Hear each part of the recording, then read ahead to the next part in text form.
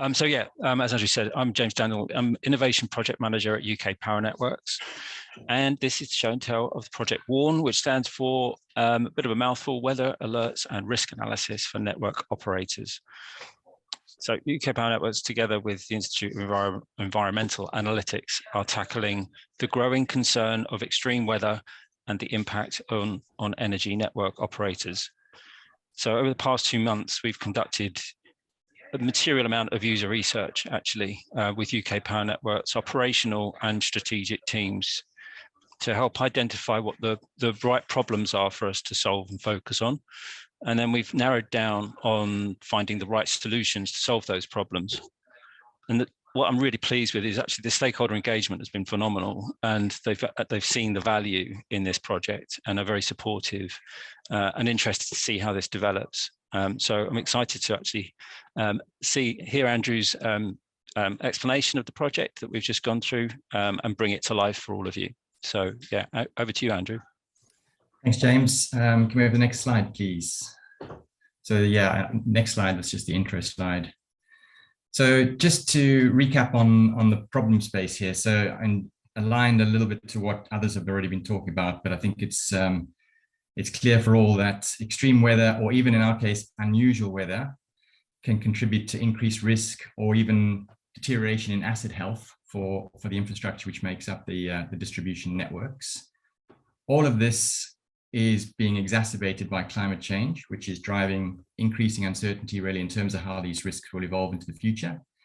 And so the DNOs, the distribution network operators who own and operate these infrastructures, they are under pressure to find ways to improve their understanding of these risks, to improve the ways in which they can respond and manage things effectively in the current operations, and also to find ways to mitigate future risks and to future-proof their networks and increase the overall resilience of the networks. Next slide, please. So the solution that we've been developing and looking at through the discovery phase is what ultimately will be a new software application, but includes a couple of other components in terms of the overall solution. But it's really about trying to help with improving understanding of the risks which are posed by weather and climate, and then enabling more monitoring and response capabilities to mitigate those risks and respond to them. So the key building blocks here, the first piece is around data analysis. So this is historical analysis, deep dive, statistical analysis to look for patterns between past weather events and operational issues. This is faults, but also asset health. Having established those vulnerability profiles, that will then enable us to start characterizing vulnerability on a network-wide basis. And this is to try and inform improved operational planning and also strategic decision-making. So there are some strategic investments which would benefit from having this improved understanding. But we'll also then be able to monitor for those conditions which contribute to risk, and in this way start to improve response mechanisms within the networks. And we'll also be able to start analyzing how these vulnerabilities may evolve into the future by looking at these in the context of climate projections. And this is, of course, then to help with strategic planning, improving overall network resilience. Next slide, please.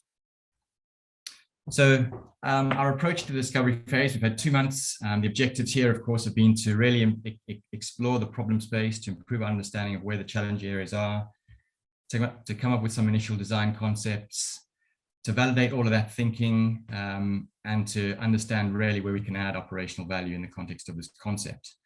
So we've gone through this 4-step approach to go through the discovery phase. The first stage was stakeholder engagement. We had a round of online meetings with quite a large number of business leaders and subject matter experts from across a number of different parts of UK Power Networks. Emergency planning was one of those, 3 different departments from within the overall asset management directorate.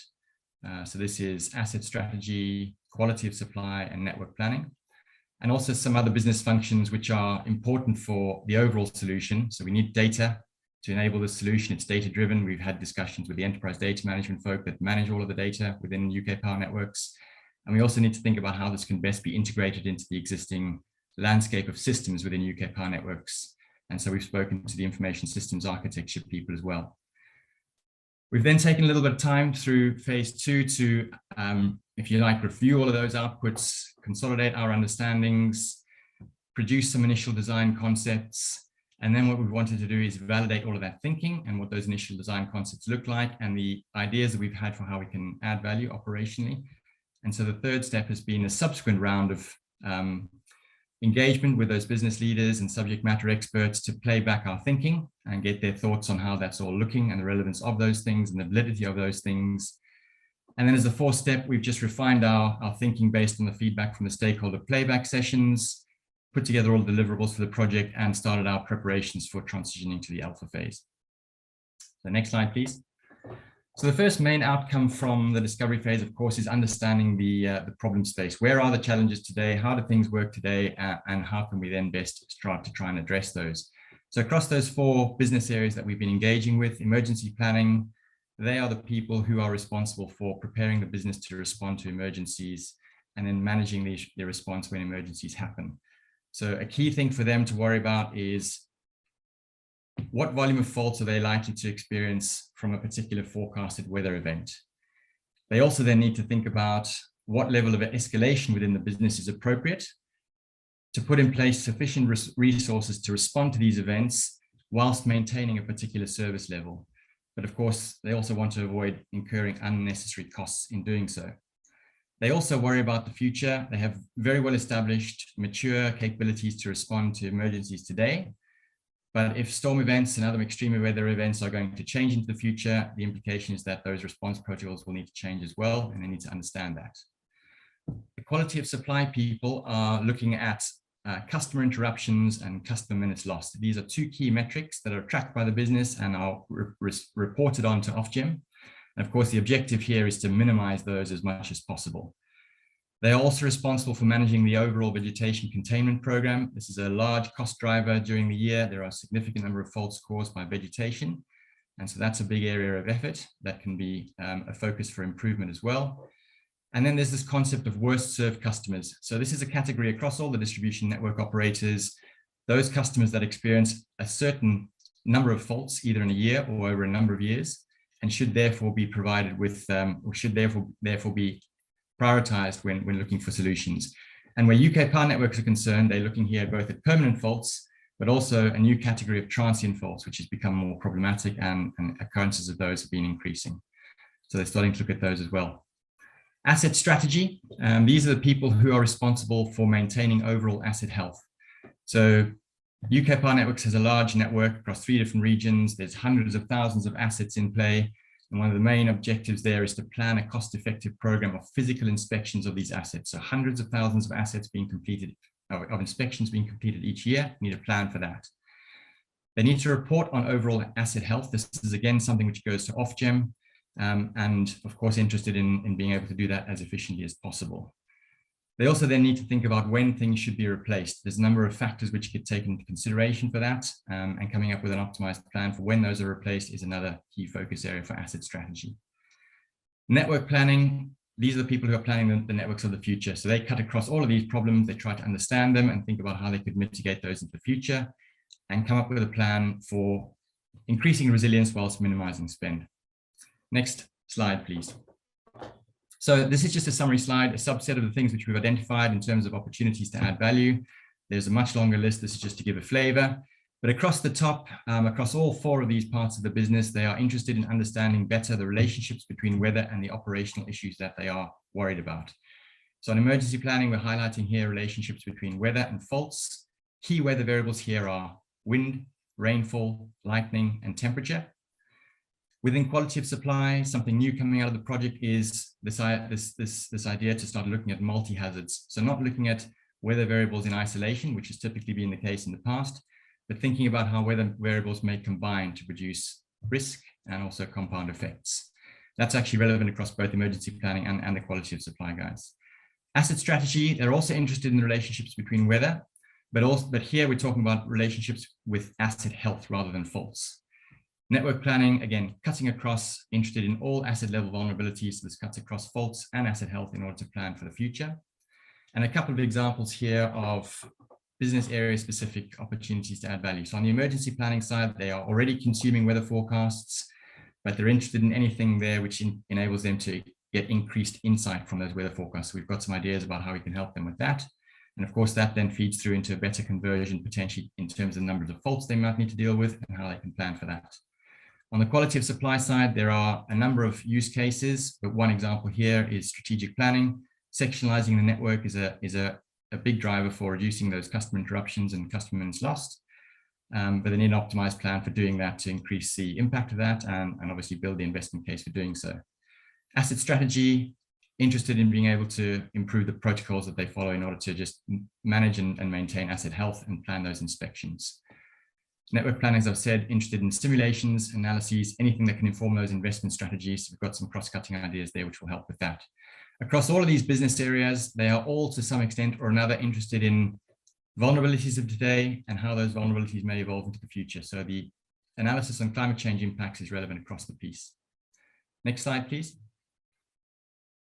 So we haven't done a full cost benefit analysis. That's something which is planned for the alpha phase, but we have got quite a few insights in terms of the sorts of metrics that are available, the sorts of metrics that we would use to establish a baseline and also some initial targets against which we can benchmark the impacts of WARN. Just some examples here. The numbers are commercially sensitive, so these are just some examples to just give a flavor of the sorts of things we'll be using. So on the emergency planning side, known costs associated with specific fault types, so we can start to compare against those sorts of numbers. On the asset strategy side, there are known costs for asset replacements, particularly in the context of whether something is planned or unplanned, and there are cost implications if that changes. Two examples on the quality of supply side. For the strategic upgrades on the substation switching, there are known volumes associated with doing this and known costs associated with doing that as well. Substantial amounts of investment required for that work, running into tens of millions. This is why there's interest in optimized planning for that. And on the vegetation side as well, of course, known costs for the program itself. And also we understand the operational objectives, what they would be trying to achieve where vegetation containment is concerned. So we're taking that through into the cost benefit analysis in the alpha phase if we're successful. Next slide, please. So this is just a summary to show you how the concept has evolved from where we started out before the discovery phase to where we are now, transition from discovery phase into the alpha phase.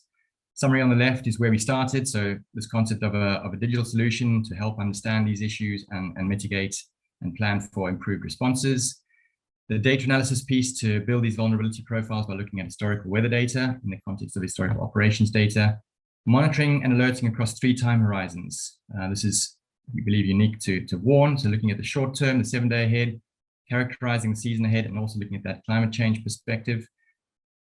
The concept of using machine learning to enable continuous improvement as the monitoring proceeds, but the initial focus really was just on emergency planning and quality of supply.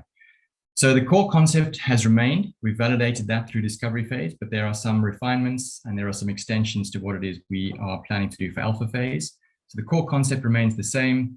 We will still be doing the deep dive data analysis on historical data to develop those vulnerability profiles. But crucially here, we will now be working at the level of the individual asset.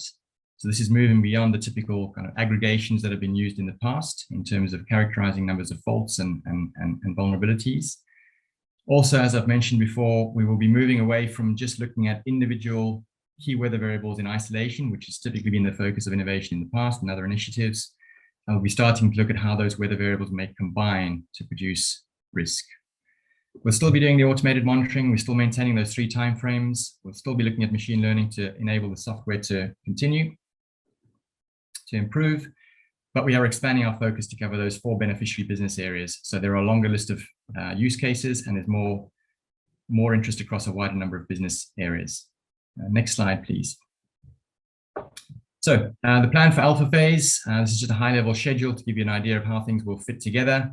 So activities have already started and will continue even in the lead up to the alpha phase if we're successful, looking at things like confidentiality agreements, getting those sorts of things in place. That would enable us to start on day 1 with 2 work streams, data access and analysis, and also the system design proof of concept activities. Both of those things will run through the full 6 months. They can proceed in parallel to a large extent. And we will also be working with an additional licensee in the alpha phase if we get there, which is with SSEN. So we'll be trying to maximize the data mining opportunity as we move through that 6-month phase. The first usable outcomes will feed into the system design work, which can proceed with initial consolidation of design ideas and things to begin with in parallel, moving through into a testing and refinement phase. We'll be looking to get feedback as much as possible, bring that into what it is we do and refine the ideas and demonstrate as much practical potential as we can. And largely in parallel with all those activities, some more commercially focused activities. So cost benefit analysis and the plan for transitioning to beta, and then project management, just keeping everything in line with project budgets and schedules. Last slide, please. Next slide. So we're not starting from square one on this. We've got a couple of examples. This is Weather Asset. This is a global weather analytics service. We've already developed this from idea through to something which is offered commercially. This is focused in the agricultural space, but it's a very similar concept, monitoring weather-related risks for any crop in any global growing location. So we can already do some of these things. We've got some software building blocks and some functional capabilities which we can transfer and take advantage of for WARN. Next slide, please. And we've also done some related proof of concept work. This was done in Colombia, a very similar concept. So looking at weather-related risks, in this case for the transmission system operations and the equivalent of a distribution network operator. This was just a proof of concept. It's not operational, but again, it's given us some ideas and it's given us some opportunities to confront the sorts of technical development challenges we'll face, and we'll be using some of that experience as well to inform what we do in alpha phase. Next slide, please. Thanks very much. I think that's the time. Thanks for listening. Thanks a lot, Andrew. We've got time for a couple of questions, which are actually really about the link up between other projects. So hopefully there is some benefit in the way that we've been grouping these show and tells this morning. The first one is asking, are you interested in any of the Black Swan events that the Scenarios for Extreme Events project was looking at? Is there an opportunity from linking up both your models to better manage faults on the DNO level too? Yeah, I think we're very much focused on weather. So we're not interested in the more geopolitical events or pandemics or some of the other things which the earlier project was talking about. That's looking much broader. We're also focused at the moment on the distribution network infrastructure rather than other types of infrastructures at the moment. But of course, we would be interested in terms of how weather-related risk emerges from that project. We did talk to them during the discovery phase. So we've had an opportunity to share what it is we're doing, what it is they're doing, and we're comfortable that there are complementarities rather than overlaps. But there's of course an opportunity potentially to learn something from what they're doing and vice versa, have them learn from what we're doing. That's the case across various other initiatives as well. We've spoken to 2 other initiatives, one within the Tranche project that UK Power Networks are involved in, 2 outside of that. We've been looking to make sure that we're understanding what others are doing, but also looking for potential synergies if they exist. Brilliant. We've also got a question around vulnerable consumers, and will the analysis from your model aid the ability to be able to identify vulnerable areas where consumers might be more likely to be affected by extreme events? So is vulnerability a sort of parameter in your analysis? Yeah, I mean, we were very interested in vulnerability, but we were interested in vulnerability from the perspective of the infrastructure itself, rather than the characterization which might be placed on a particular consumer. So consumers, I guess, could be vulnerable from a social perspective or from their exposure to the network itself. We are interested in the vulnerabilities of the network to the risks which weather and climate pose. So a concept like worst served customers, where there are currently customers that experience over a particular threshold of faults in a given year or over a period of 3 years, those customers are very much in scope for us because they are the ones that are at the moment experiencing perhaps higher proportions of faults than others, and they get prioritized focus anyway from the distribution network operators. So that's in scope for us, but not so much the social aspects around vulnerability of consumers. Got it. And we've got a final question from Duncan Bain again. Are you considering additional instrumentation to enable faster reaction to events like localized flooding affecting network assets? So deployment of sensors and other instrumentation on the network, I presume. Yeah, it's a good question, interesting question. No is the immediate response. We're not planning on doing any deployment of in-situ instrumentation. We'll be consuming existing weather forecasts and existing weather data and climate projections to characterize risk and then to forecast for potential issues when they might take place. But this is almost always worthwhile complementing with other sources of information if they are available. So I think this is an interesting point, and one I think we'll have a look at in the alpha phase if we get the opportunity to do so. I suppose as you start prototyping your model, you'll get a bit more richness around whether you've got gaps in your data which need to be filled to actually make. Exactly. I mean, the data analysis piece is very much the first step for us. So that will really help us understand, you know, how well can these relationships be established between historical weather data and the historical operations data that UK Power Networks have. How reliable can those relationships be? They need to be stable, they need to be reliable in order to deliver ongoing operational benefit. You asked an interesting question earlier, David, around characterizing issues when there aren't very large sample sizes. This is one of the things which will also come out of that analysis. So, you know, which types of weather event, which types of weather risk can we characterize well by looking at historical data versus perhaps using other techniques that other projects are looking at.